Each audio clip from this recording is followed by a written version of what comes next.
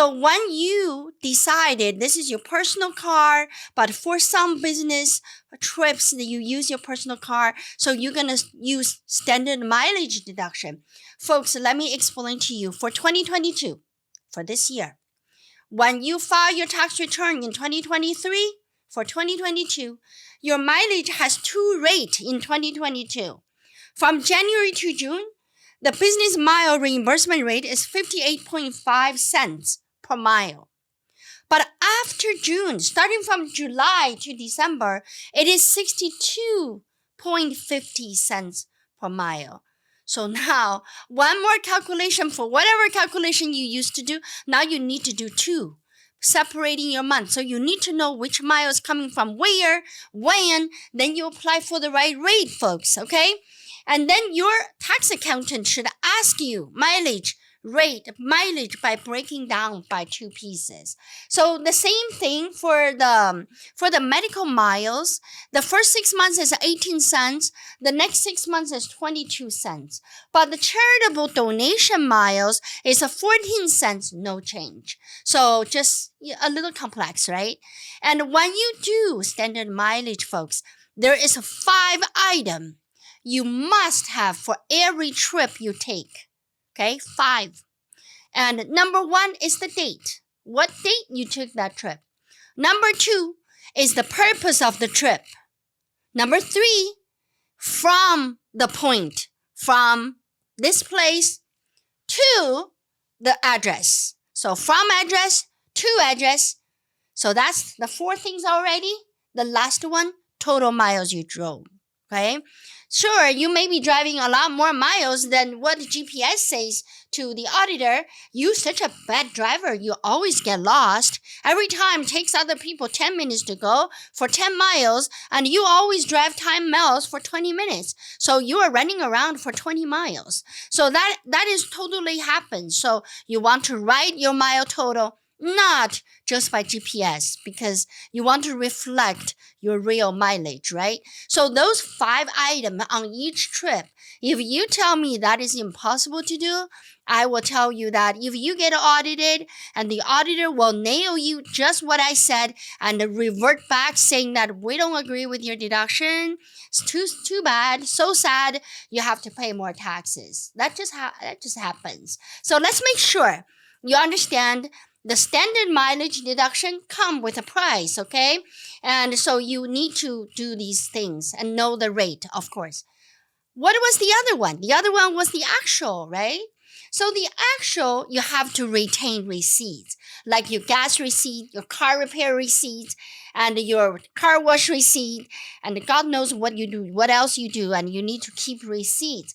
And you also need to track mileage. You know why? Because you need to tell the percentage of business use. You can't just do repairs for $5,000. You only use 1% of your car for business. What's the point? Then we only deduct $5 for you, right? So that's what happens with the actual. So this whole thing we're talking about is when you use your personal car for business purposes. All right. So on the standard mileage deduction, you understand the changes that I already told you in 2022. That's actually 2 rate, right? In 2023, normally IRS announced the rate changes like in the middle of the year, they tell you what that is. So for you, from January to June in 2023, you go for the 62.5 miles, okay? You use that rate to continue until they give us a new rate. And the record keeping we talked to you about, and we talk about the 5 things, but I need to mention to you about this odometer reading. The IRS auditors are very good at asking that because when we go oil change, the oil change company always put in our mileage reading on the car. So what the auditor would ask you is they want you to provide the beginning of the year odometer reading and the end of the year odometer reading. So based on your total claim, they will actually see whether your car really give that mileage. So I remember in one of the cases I had done for the audit, our client odometer reading was smaller than the mileage she claimed. It turned out to be that she has another car she drives for business, so she was just kind of combined it in one claim, but didn't really tell the tax preparer that, well, there's another car. And folks, do you know how many car you can claim on standard mileage claim? And let me give you that number. You cannot have more than 5. See how generous IRS has? IRS knows that we may all have 5 cars. That's not true, right? But you may be selling and buying new cars, so it's possible you got 4. But make sure that you can claim up to 5. But you want to do it by actual car instead of combining them because it doesn't work. Because IRS want to read your odometer reading stuff. And they want to verify that you really did not exaggerate and your mileage.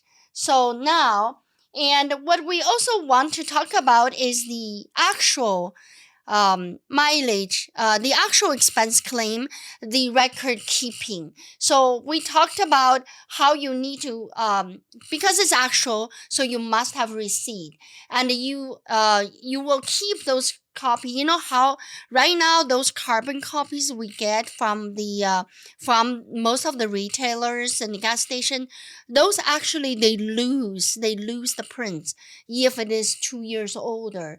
And our audit, remember the statutory limitation is 3 years. So right now I'm in 2022. That means IRS can audit you for 2021 and the 2020 and 2019.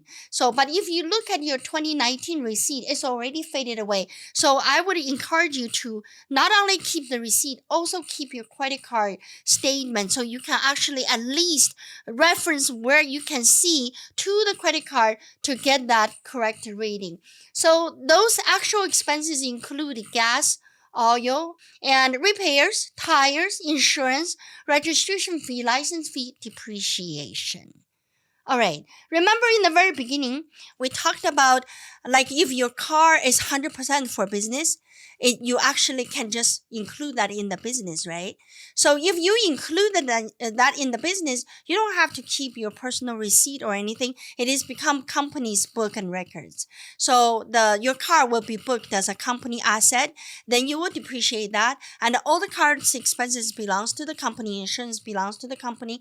And what I want to mention to you is that it is not that difficult to put the car into the business. When you buy the car and on the title, you want to put your name on it and also the company's title, company's name on it. So at least when you buy insurance, if you don't have a big company, you don't really need to buy a company, the company insurance to cover the car because you're the only driver, so you can just buy it for yourself. So your insurance expenses is not being, being unlimitedly increased because God knows who you're going to hire. Everybody drive this car. So the insurance company know that you just drive that yourself. But from the company standpoint, it has the title to the car. So it's appropriate company asset. So just a little tip for you when you're buying a new car, and you can consider putting your company names on it.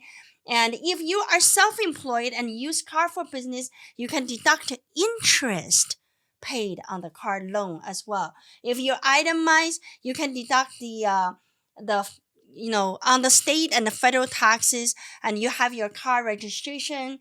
I know since the Trump's Job Act is kind of useless for the state, we pay state taxes. They only allow 10,000, so there's not much to do in there. And even if you're putting your car registration, not going to show up.